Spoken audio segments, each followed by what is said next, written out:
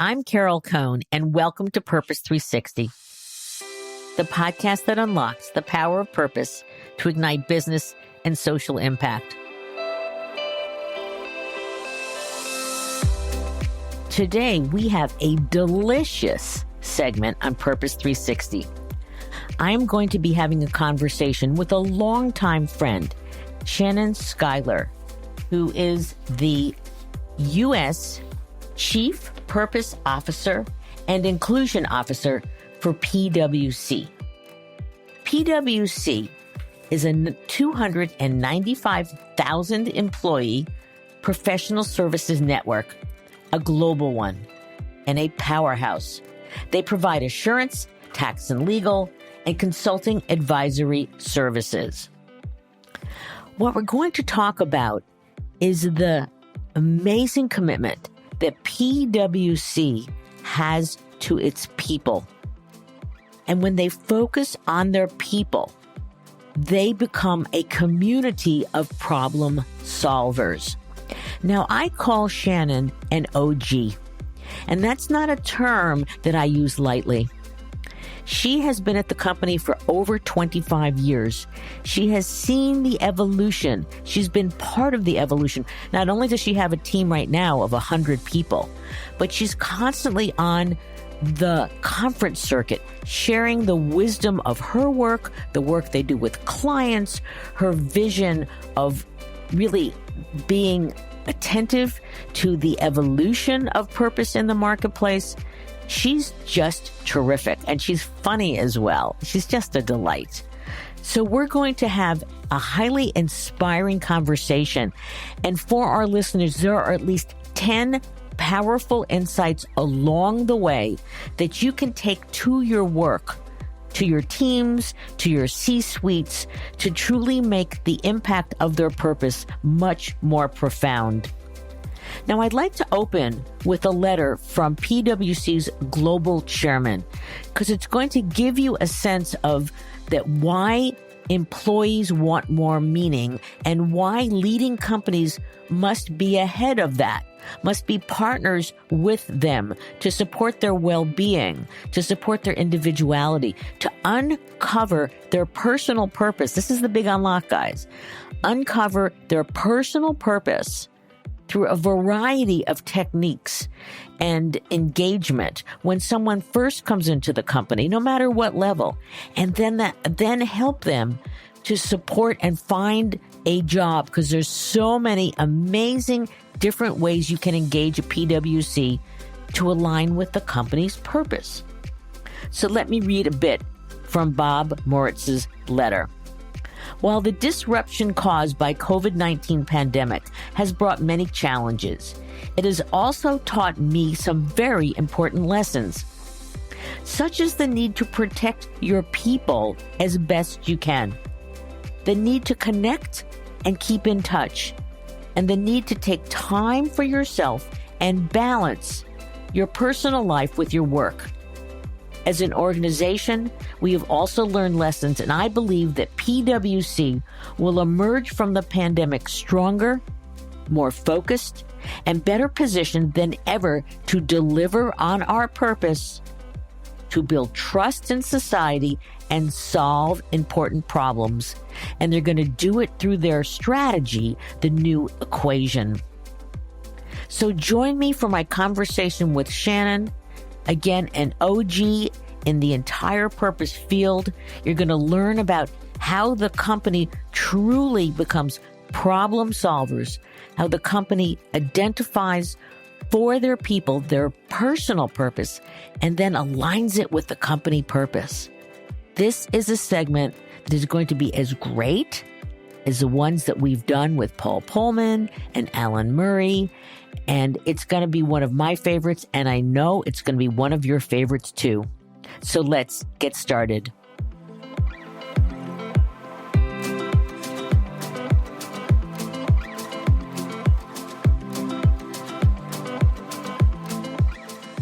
Welcome, Shannon. Carol, thank you so much. And I have to say, I watch The Housewives all the time. So the fact of being called an OG for anything, I will take it. Well, you really are an OG. I'd like to say to my listeners that Shannon has been with the company over 25 years, and she is such an authentic, living in her entire ethos, purpose, and her experiences through PwC, but also in her network. She's at so many conferences, and she is such an articulate individual. She shares her expertise. She shares her knowledge. She shares what's working and not working. So this is an absolute, I'm going to say, smorgasbord of deliciousness, because Shannon, she's also very, she's authentic, but she's also very humble, which I love about her, because she's a constant sharer. And that's a core attribute, I feel, of PwC.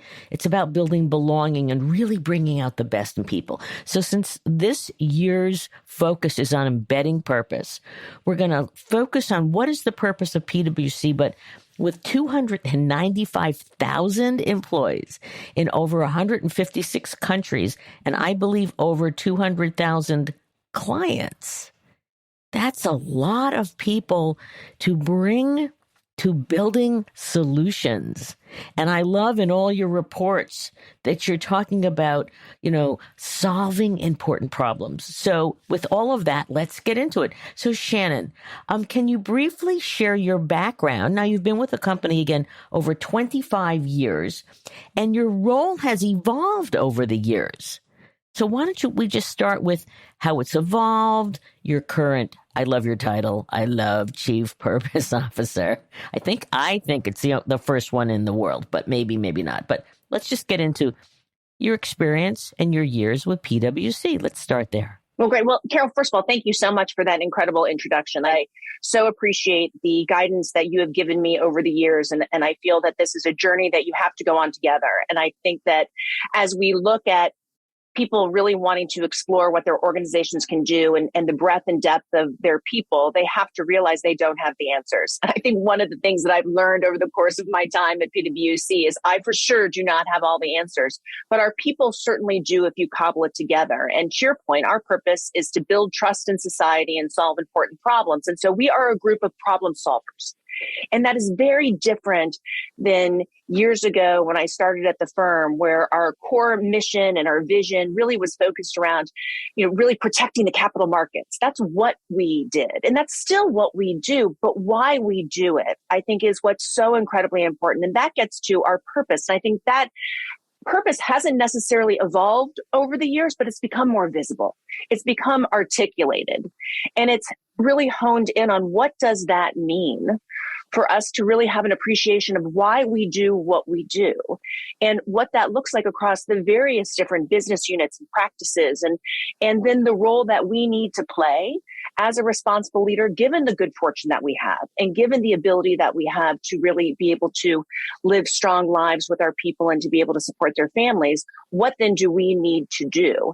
And I think over the course of the years of the firm, I've gotten the opportunity to see those different things, whether it was within recruiting and having an appreciation of how we fundamentally deliver our brand to have people come on and live up to that promise, whether it's through client service and saying, what do we need to do to deliver the utmost to our client, but also be able to say what they're getting right and wrong, to have that really strong relationship, or looking at how do we build and create the first corporate social responsibility group that we had, or our first foundation, and really having an appreciation of, to your point, how does this come together? And I think at first it came together as standalones. And to your point, we've really been focusing so much over the last several years on how does it get embedded? This isn't a standalone. It's not something that sits in a group. It's not something that sits in a department. It's something that needs to become a part of the feel, the culture of the company, where everybody is focused on being a problem solver. Everybody is the steward and the advocate of our purpose. And that's incredibly exciting to have an appreciation of what do each word in our purpose statement mean. And it means very different things to our people. And we have to uncover that. And that's exciting to be able to see, and a job that will take a very long time to do, considering how many people we have.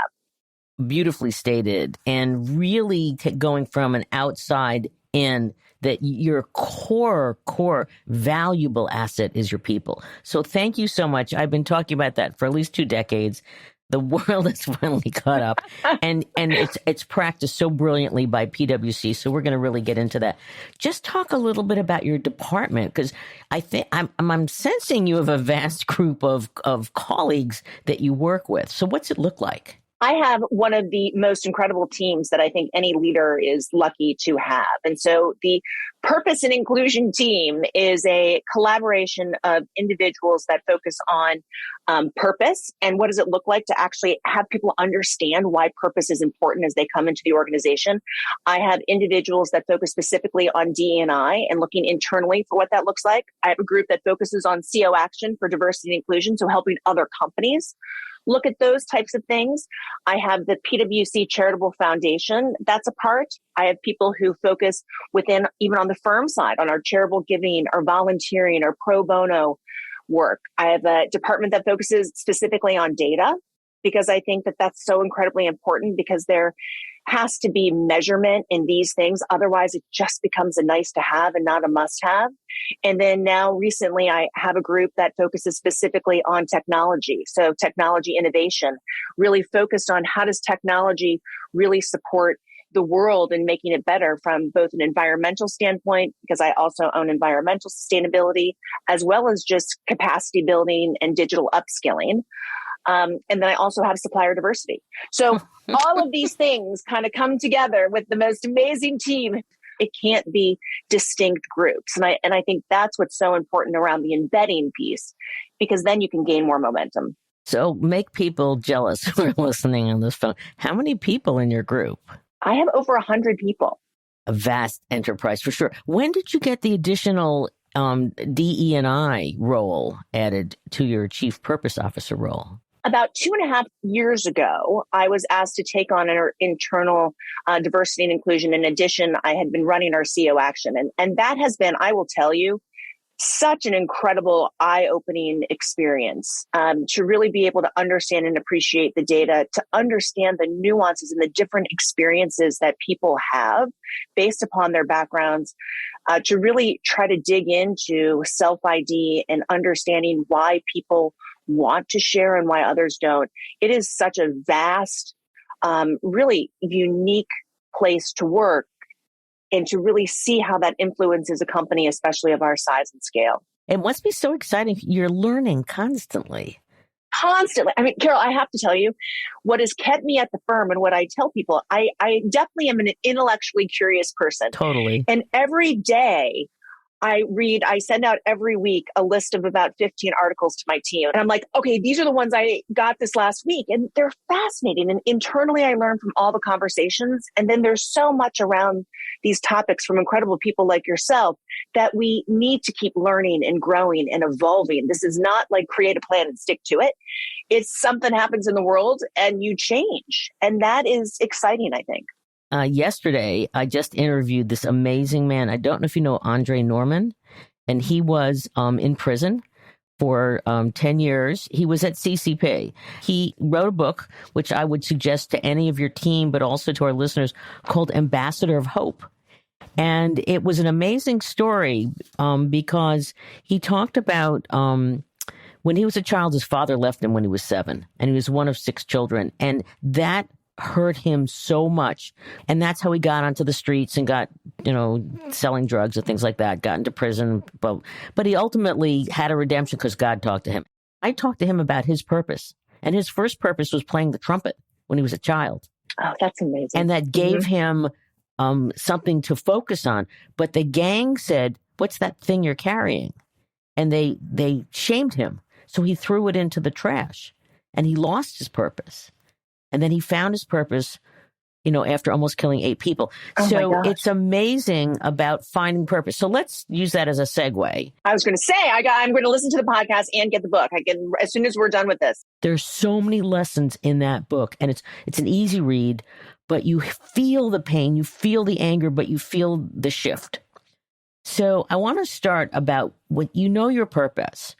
How do you embed it in your employees? How do they feel it? Because you do have processes and programs to discover the individual purpose and then how you align it with the company purpose. And I believe that most of the companies I talk to don't understand how to do that. Well, Carol, it's interesting. When we decided to really go down this path of purpose, we created a statement, we launched it, we did our global people survey, and we said, pick one of 5, like, which is our purpose statement, and less than 3% of the people picked. And people were like, you're never going to get there.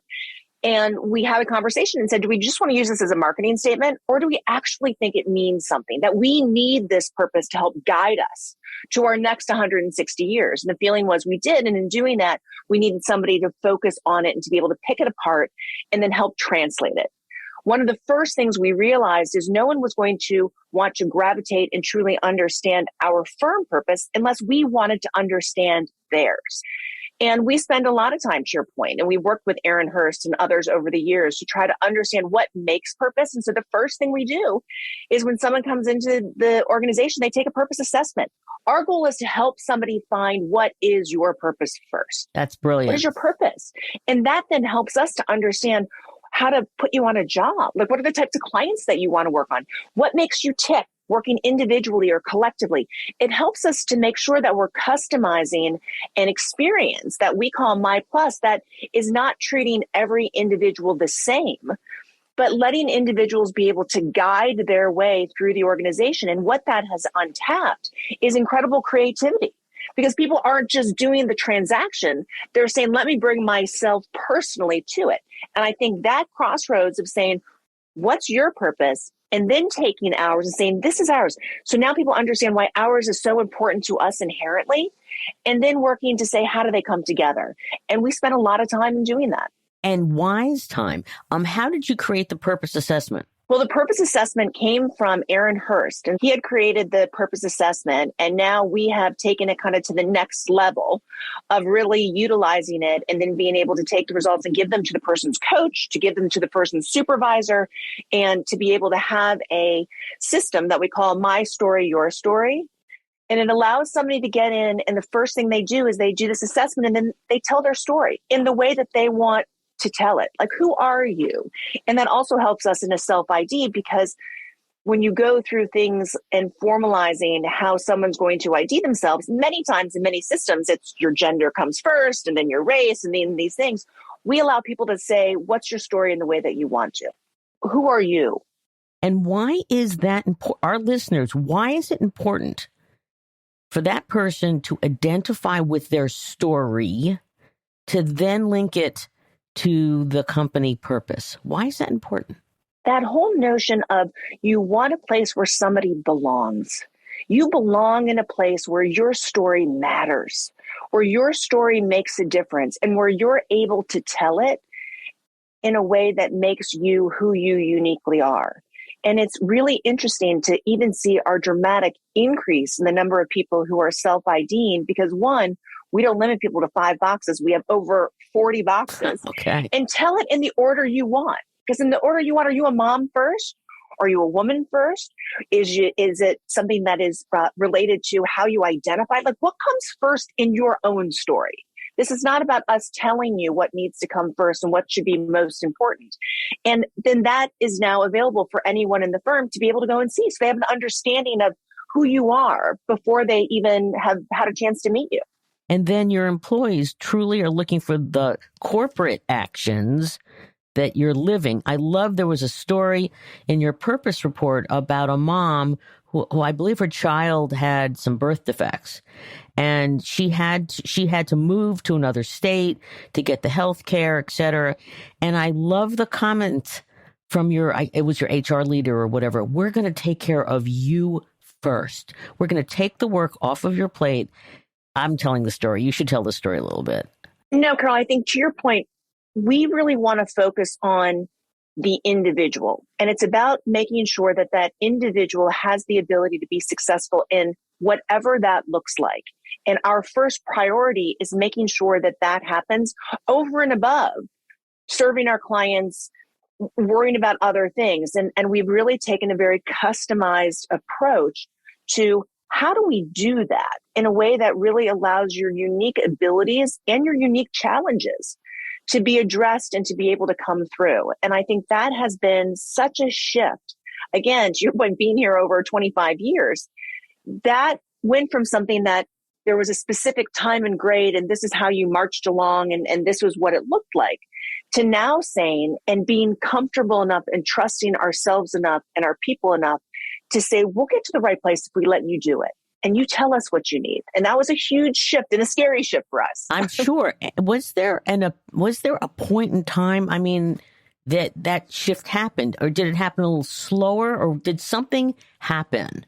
You know, was it George Floyd? This was before George Floyd for you, though. What happened when you take this storied, accounting firm per se? And I know you talk about yourself larger than that, consulting firm, right? But products and services firm, yeah.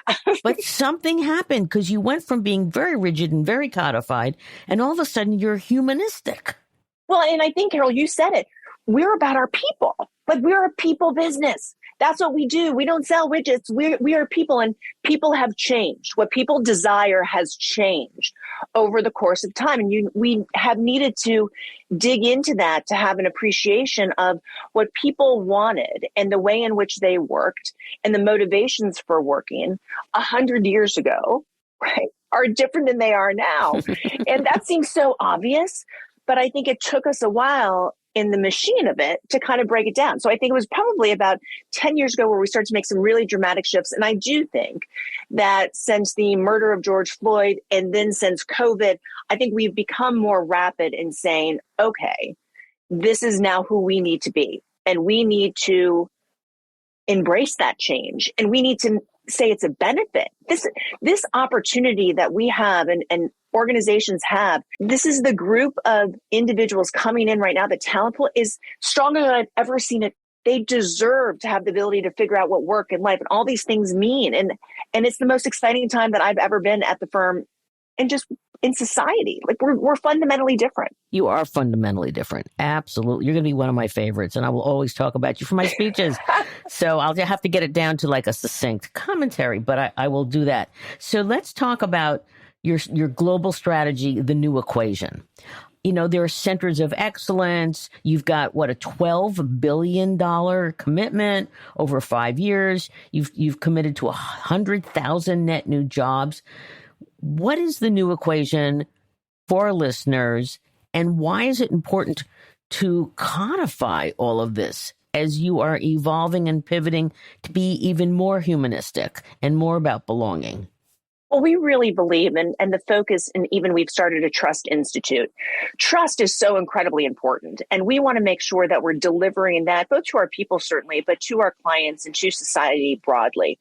What the new equation did for us was to take a very much legacy, long-term, 160 years of this is the structure of our organization. We have audit, we have tax, and we have advisory or consulting, however you want to call it, and say, you know what? It's not about that. It's back to your original point. This is about embedding. This is about bringing people together and allowing for other aspects of how best to both approach PwC, but how can we solve problems in a more succinct and a different type of way by bringing ourselves together, and then to be able to deliver that to our clients and saying, we now have a trust practice. And that trust practice, that's what they are delivering. And yes, it's a combination of things around audit and tax and consulting to say, this is how we deliver that. And then we also have consulting solutions really to help to make sure that we're building the strategy and we're implementing it. So we took the entire organization and we moved everybody's cheese, which was terrifying, right? And it allowed us to really understand that we want to be here for another 160 years. Mm-hmm. And we need to deliver in a different way. Mm-hmm. And we need to deliver in a more embedded way where our expertise was traveling across practices and we're not as siloed as they had been before. Right. And so, okay, so that's Moving Someone's Cheese. That is a book for our listeners. It's a great little book. You should read it. It's an old one. It's a good one. It must have terrified a lot of people. And so, I mean, maybe you don't use the word terrified in your organization, but they're probably uncomfortable at least. How did you You knew this would work. I mean, not maybe all the steps, but you knew because you are such a believer of unleashing a person's potential. And if you support them, they will support you back if you find that alignment. But how did you calm down the senior leadership so that they would advance on this journey? The senior leadership team really was the drivers and really said, in order for us to continue to be able to deliver what we inherently want to do and to really live up to our purpose, we need to look at the structure of our organization. And it was terrifying because we did it during COVID. And so you already had all these things happening and you were trying to do it in a virtual environment. But we also felt that it was our responsibility to do. And because we have built that trust internally, and because we have built that trust with our clients, even though we were moving and shifting, people said we wouldn't have done it unless we were very sure that this would make us stronger and better and be a better place for our people and a stronger place for our clients. And I think that trust we had to have had, and that has been building over the last couple of years to allow us to be in that position to say, this is the time to do it, because change is good. And Carol, you've known me for a long time. I love change. If you're going to sit and be reactive in this world, you're going to be behind and you're not going to be able to get ahead. And once you're behind, and you can't catch up. And we said, what's the risk? Is it riskier to try to get ahead, or is it riskier to wait for it just to happen to us? And we said, we are going to hold our own future in our own hands. We're not going to wait for somebody else to tell our story. We're going to tell our own story. And with that came this change. And just to let our listeners know the real size, you're like over 45 billion in revenues. And this is not a little company. This is a very big company. So what key advice would you have for our listeners? And many of them are 10 billion, 15, $20 billion companies, but they haven't made the shift. They may have identified their purpose, but they're not embedding it. And so I'd love to hear, do you have any advice? Because you've got people who are, they kind of have a role like yours, but they don't have 100 people and they don't have the willingness of the C-suite that gets it. Any advice, pearls of wisdom? I know you've got a lot of those pearls. One, you have to embrace that change is a good thing. And it's very uncomfortable, and you need to get very comfortable with being uncomfortable. But you have to be able to look at what lies ahead. What is the potential and where would that go? And I think as you look at your people within your organization, we're in a time in this world where people are ready for big change. They're ready for new things to happen. By meeting them there, that also creates an exciting environment to be a part of. So you have to make sure that you're never going it alone. I mean, the one thing that we say over and over again is never go it alone. If something bad is happening, if something good is happening, take somebody with you. And so if you get people with you and you lock arms and you walk through and you don't let it go and you all are saying the same thing, you have a great ability to drive change at scale. And I think one of the things that our CEO, Tim, talks a lot about, and we'll come up with what we think is a great idea. And he's like, so how does that scale? So scale that to me past, 10,000 people. Like, what does that look like? And you have to continue to challenge yourself over what that looks like. And the other thing we do a lot is challenge yourself to not just pilot. You got to jump in. Pilots are one thing, jumping in is another. So if you're going to go big, have a great comms plan, and, make sure that you're answering every one of the feedbacks, positive and negative, to get everyone on board. Let's take a break and talk about the numbers.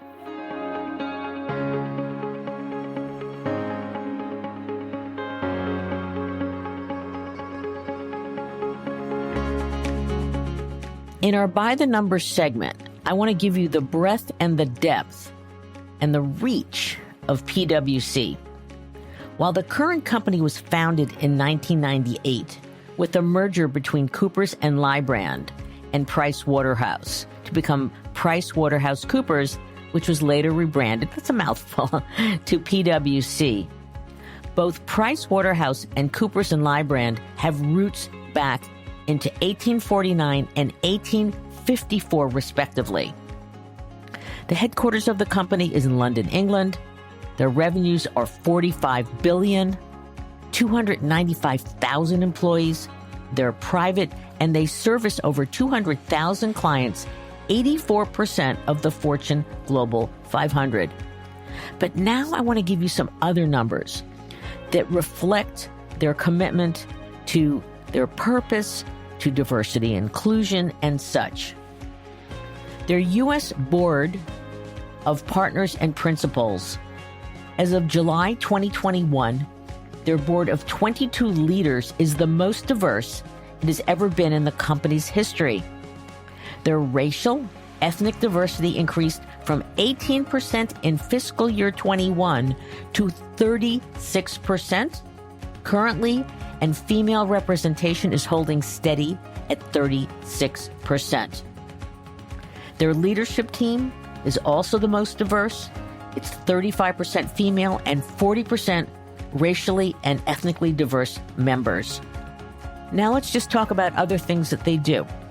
They've increased their interns by 50% in the past year to almost 1,000 interns. They have a 31% currently commitment to diverse suppliers with the very admirable goal of 40% by 2026. And their Skills for Society programs, they've had a 20% increase in their pro bono efforts and a 30% increase in their time spent on social justice. They walk the talk. Now let's get back to our conversation with Shannon.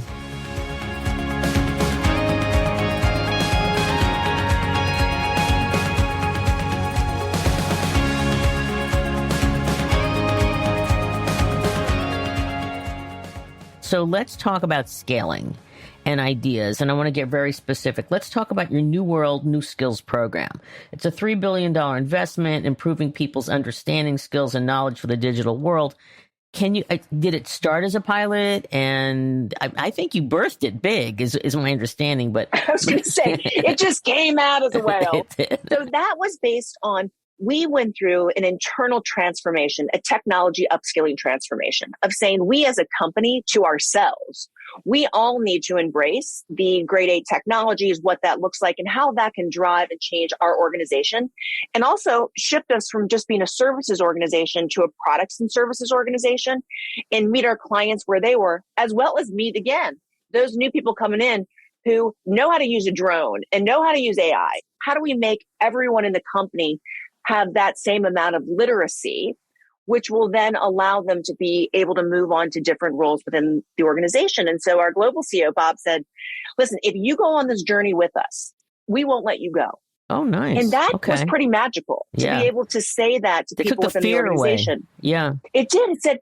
if you do this, and we have people who were in our call centers who are now in our technology groups running and working with clients. If you go on this journey, we will make sure not only do you have the job that you have, but you can go beyond that job. That's brilliant. You gave them a fail safe. It was so successful. Yes. Totally. But then we took that, Carol, and we open sourced it. It was so successful for us that we actually took all of the content and all of the badge materials and all of the training, and we've open sourced it. And we sourced it to the world. And that was how that program got started. Well, that's brilliant, because I didn't know it was open sourced. And that really shows the mettle of a leader, that you are so about, really, because you're solutions oriented. So we took this and now we're sharing it with the world. So that is brilliant. I want to jump totally to the DEI part of because I want you to talk about your CEO action commitment, because that was another big, a little bit of risk, a lot of sharing. So can you share for our listeners what that is, why it's important, and where is it today? It was 5 years ago after the different riots, and our CEO came in and said, why aren't we talking about this inside of the firm? And we're like, because you don't talk about politics, you don't talk about these, like, we don't talk about that. We don't talk about these things inside. And he's like, but everyone's talking about it on the weekend. Why aren't we talking about it? And so he brought us all together, and it was on a Monday. And he said, On Thursday, we're going to do a candid conversation. I want every partner within the firm to take their groups and to talk about diversity. And our general counsel and HR and everyone said, there's no way we should be doing this. And he said, you're all leaders. You can have a conversation. You're talking about these things at home. Have a conversation with your team. And we all took Thursday, a couple of hours, and had a conversation around our teams, around diversity, around people were feeling what was happening in society. And it was the most dramatic day still that I've ever had with the firm. I mean, the tears and the sharing and the respectful disagreements made us a different organization almost in a day. And it was so pivotal that our people came back and said, so what's next? And Tim said, well, if we're having this issue, others have to. And he reached out actually to our direct competitors first and said, do you want to start this? Do you think that it's important? Are we not the only ones that are having this? Do you think if companies came together and focused on how to have candid conversations and how to share best practices and how to take some type of unconscious bias training, that we would actually be better for our people? And they agreed. And we kicked off with less than 100 companies. And now we're up to about 2,500 CEOs. And we are across industries. And we have colleges and universities. And we have nonprofits and large companies and small companies. And we have almost 2,000 best practices that people share. And it's been a galvanizing way for companies to be able to look at this issue, to be able to understand they're not alone, to be able to have CEOs share their letters with one another saying this letter worked, this letter didn't. That's great. And to also add the board conversation to that, as well as now transparency and how do you report, all of those things. And so it was a great collective, and the coalition is incredibly strong. Now, are those 2,000 best practices, are they open sourced or just for the members of the group right now? Those are for the members of the group right now, for them to be able to have it and share it. There is a way for people to be able to look more broadly at some of the things that are there or to sign up for different newsletters. But that really is housed towards those members. The unique thing that we've done is there's no membership, there's no payment. Every single thing within the organization is free, including all the events that we do every month. It's because, again, we thought this was the right thing to do. Brilliant. I mean, you're giving away to get. I mean, that's been my entire career. I give away to get, and you're doing it on such a collaborative basis, which is great. For those listening who want to take on an issue that is bigger than them, but it's important to their business and the world, what are your 2 or 3 recommendations if they want to create their own CEO action for X? I think it's first articulate the business case. One of the things, and Carol, in all the things we've worked on over the course of the years, people tend not to think that areas within the social or environmental, depending sphere, don't need the same rigor and business case that a business actually has when you start a new service offering. It needs to have that rigor. So what is the problem? What is the challenge? What is the cost? What are your stakeholders? What are the ramifications? How are you going to measure it? I think all of those things, if you can put together that business case, that gives you a chance to be able to go confidently to leaders to at least make the pitch. I mean, when I started our, so long ago, our first look at corporate social responsibility, that was based on a white paper that I wrote to our CEO saying, we need to do this. And this is why, and these are the possible outcomes. And this is what this could look like, and the brand differentiation and what it means to our clients and what it would mean to our people. And it could potentially make retention better.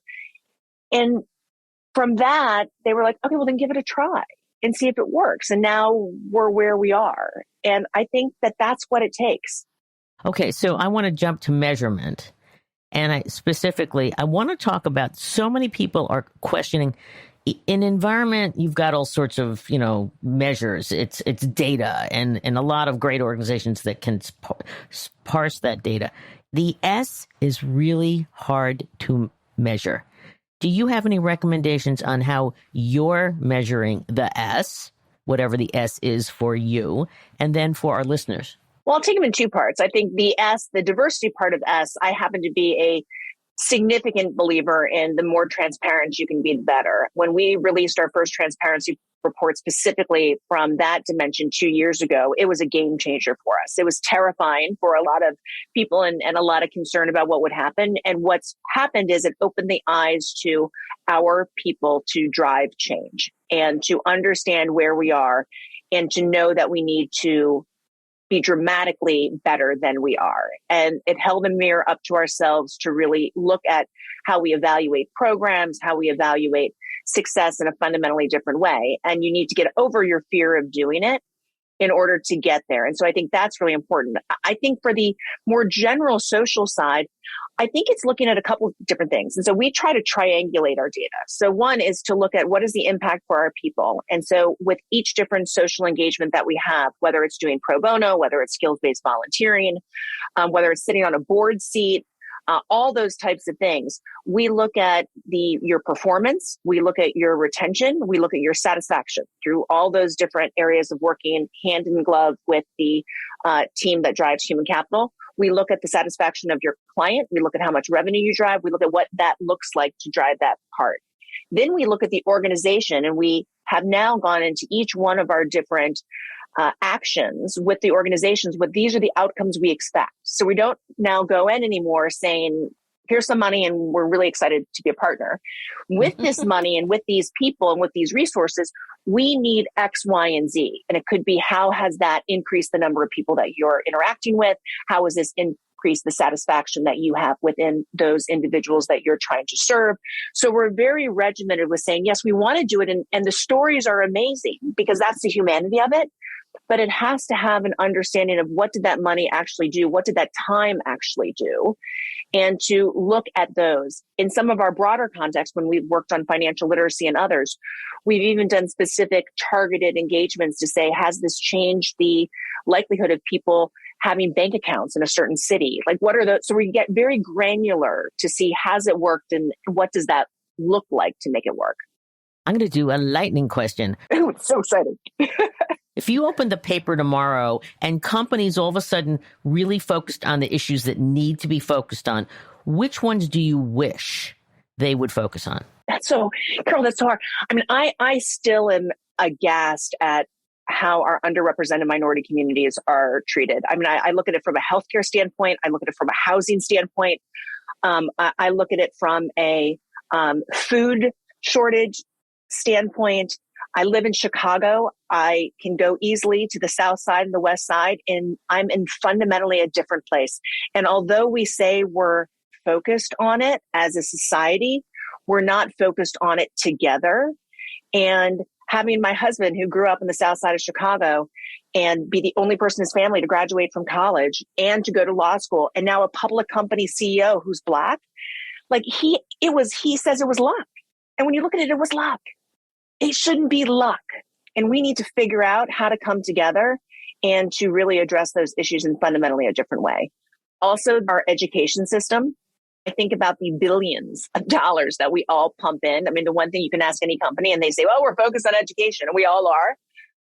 But we're not changing our system here in fundamentally a way that's driving equity and experiences in the long term. That was a nice wish list. Very, very good. Social issues. When you're giving a lot of your speeches, this one's going to Oh my God, okay, here we go. I waited until we would get into those. Yeah, but you said, interestingly, that you think a company should really very vigorously embrace lots of social issues. What's your philosophy on, PwC can only do so many things. You've got amazing, how many ERGs, employee resource groups? You've got a zillion. How do you decide which social issues to get engaged with? I think two things. One, again, back to looking at it from a data standpoint, we have a materiality matrix that we've gone through all the social issues and said, based upon our stakeholders, and we've identified our stakeholders, what makes the most sense for us and where do we want to focus our time and our energy based upon looking at our people and our clients and our communities? What does that look like? So for instance, something like racial injustice is high on that list because we look at the types of employees that we hire, the people that we want to lead our organizations and who they are. So one, we structurally do it like that. But that doesn't mean that we won't comment on those issues that are not high on our materiality, because there is no sideline. If you don't comment, people will comment for you. And we decided a long time ago, well, a handful of years ago, we wanted to tell our own story, and we weren't going to let somebody else make a decision about what we stand for and don't. Now, there's certain things that we focus on and put more resources towards, other things we're empathetic about. And so we'll still comment, but it doesn't mean we have to get into the same level of detail or rigor. Interesting. So again, a learning point for our listeners. Companies do materiality about where we should go in our E and our S and such. You did a materiality on social issues. And I have not heard a lot of companies doing that. So that is really wise. So listeners, that's one of the things you can do.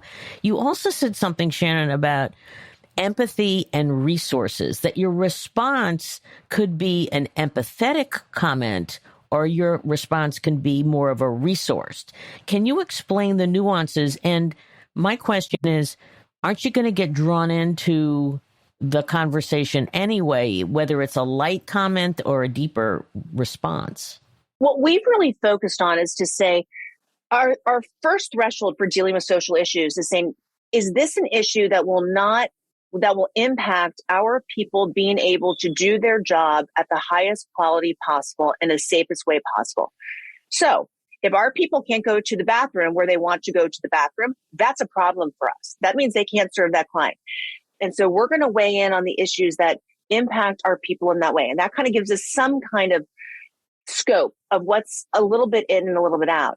I think what's important to the point that you made is that something like a Roe v. Wade, it's happening. Like, we can't pretend that it's not happening. So it's something that we're not saying we're going to go out and necessarily look from a political landscape of what to do and to go to different representatives. But we're going to say, how do we make sure that our people are able to continue to live the lives that are comfortable for them to get to where they need to go? And we're going to have that comment, and we're going to allow people to have candid conversations internally and talk about difference of opinion and what that looks like. But we're not going to necessarily put external resources towards that, like we do around really looking at Black and Brown communities and what are different ways that we can change the education system. Do you worry that, everybody's got their own social media, so you're supporting conversations at work, and then you must have some partners or leaders in the firm who are saying, yeah, but, we're going to allow the conversation and look what's going to get, tweeted. How do you deal with that? You're not going to make everybody happy. And if you're going for that, it's a lose-lose anyway. And we want to stand for something. And we decide as a team, when all these issues happen, where do we want to stand for? Where do we want to be on this issue? And we have a group that comes together even after any incident within the course of hours. That is myself, our head of strategy, our human capital, our general counsel, our external media.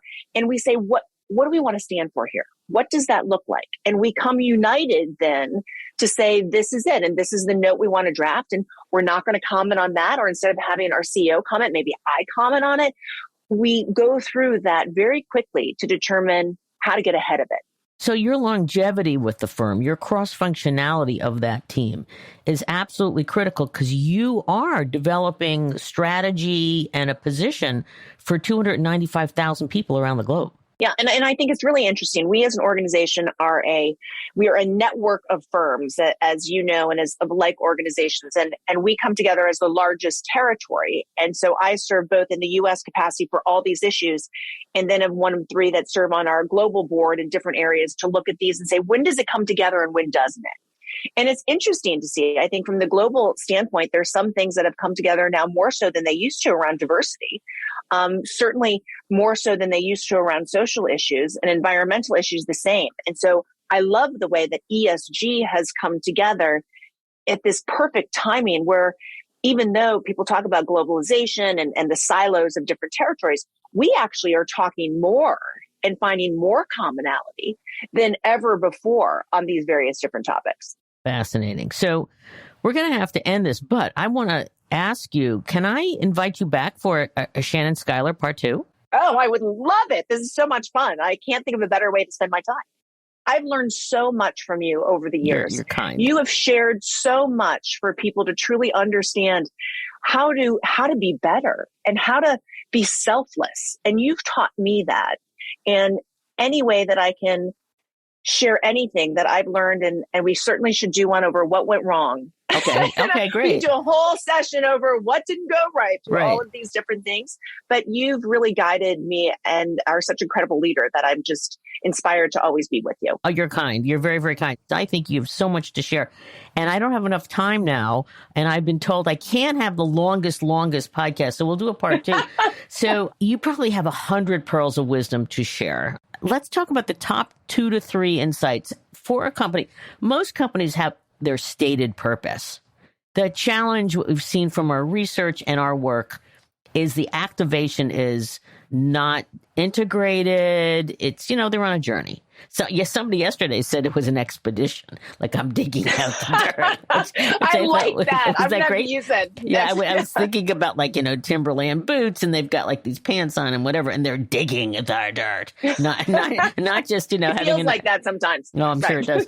So let's take a couple, 2 or 3 pearls of wisdom as we close down Shannon Schuyler part 1. You have to believe. You have to realize that, and if you're talking specifically about a purpose, it is not just words on a page. We spent the first year dissecting what does trust mean to different people around the firm? What does important problems mean to different people around the firm? If you want it to come to life, you have to have people understand even what they think are simple words. You have to really have people come together and have that appreciation so together they can believe that something can change as they unite. I think that's incredibly important. The other thing that I think is really important is you have to make sure to continue to reinforce it. It would be so easy to stop talking and stop saying this is the lens that we need to use. One of the things that we do whenever a leader starts a meeting, they do a value share. A value share is taking one of our values and saying, let me tell you what this means. This is just not, care is just not a word. Let me tell you how it worked in this engagement. And so people understand what it means to do that. And then the third is you need to build trust. Trust is one of those things that's really hard to build, but once you got it, you can do a giant transformation with it. And helping people, and with our Trust Institute, we're trying to help 10,000 executives understand what trust means across their portfolio. And I think those are really important to think through as you look to go on your expedition. Yeah. You have really embraced the thought leadership in sharing, gathering. You're the convener, the catalyst, but then you bring all these amazing, whether it's employees or CEOs or DE&I leaders together, and you let people share and talk, and then you share it out. You codify it, but it's not just you. You're truly a catalyst for change. Shannon, this has been a brilliant conversation. I know this is going to be one of our best listened to, but there really is a part 2, part 3. So I will come back at you, and we will have some more great conversation. So thank you so much. Any last, again, pearls of wisdom you want to share before we wait here and before we go to part 2? The only thing that I will add is make sure that you're enjoying your life while doing all of this. What makes it come to life truly is that you personally are finding something special in it, and then you bring it into the organization. That together is really what makes it magical. Makes it magical. And you can hear from the excitement and the passion in Shannon's voice that she has been unleashed. I know.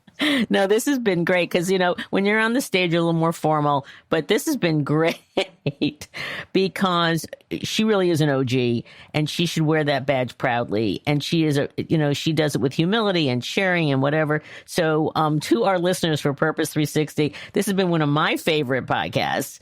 Anyway, to our listeners, thank you for listening. Again, go to your favorite podcast, rank us, rate us. We're almost at 5 stars. We want to be one of the best. How do you get to embed and understand your purpose? Because there's so many companies out there and not-for-profits and others that just really want to do this well. So thank you, Shannon Schuyler. This has been a true gift to everyone in our network, your network, and to our listeners. So thank you so much. Thank you.